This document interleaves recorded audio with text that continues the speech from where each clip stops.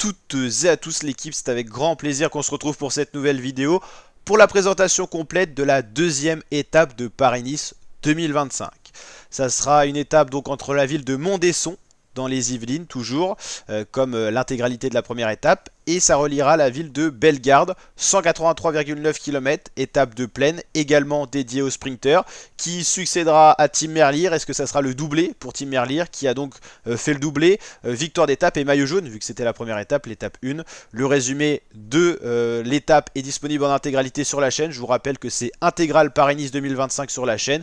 Toutes les présentations d'étapes et tous les résumés de chacune des étapes sont disponibles sur la chaîne, donc n'hésitez pas à vous abonner et activer la cloche pour suivre tout ça.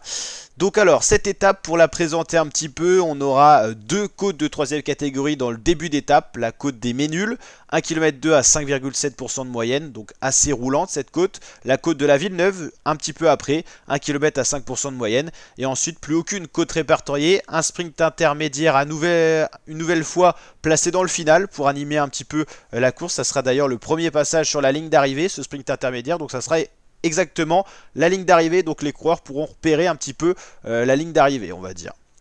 Et donc normalement on devrait avoir droit à un sprint massif. Alors en cas de vent, les coups de bordure pouvaient être attendus. On nous annonce pas de vent pour cette étape, donc peut-être moins d'animation que prévu, et on devrait se diriger vers un scénario classique, peut-être une échappée de 2-3 coureurs, le peloton leur laissera peu d'avance, et ensuite ça sera un scénario de sprint massif. Au niveau des itinéraires horaires, départ donné à midi pour le fictif, midi 20 pour le réel dans la ville de Montesson, et l'arrivée estimée assez de bonne heure, faudra pas se louper, c'est 16h30, 16h40, tout dépend de la moyenne horaire, 16h20 si les coureurs vont vraiment très vite, 16h40 au plus tard, alors ça peut jouer à plusieurs paramètres. S'il y a un vent dans le dos, les coureurs peuvent arriver avant. S'ils roulent très fort, ils peuvent arriver avant.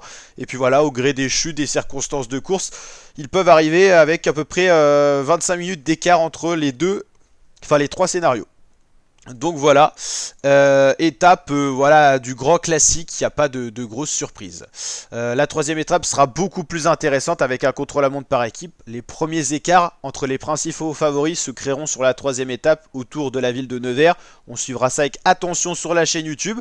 Et si vous en voulez plus, j'ai fait également toutes les étapes sur le jeu officiel de cyclisme Pro Cycling Manager. Donc n'hésitez pas à aller voir, il y a une playlist attitrée Pro Cycling Manager. Toutes les étapes sont réalisées dessus, donc n'hésitez pas à aller checker les vidéos. Elles vont paraître également au fur et à mesure. Chaque jour vous aurez l'étape, je crois qu'on est sur une base de une journée à l'avance, donc n'hésitez pas à aller checker tout ça.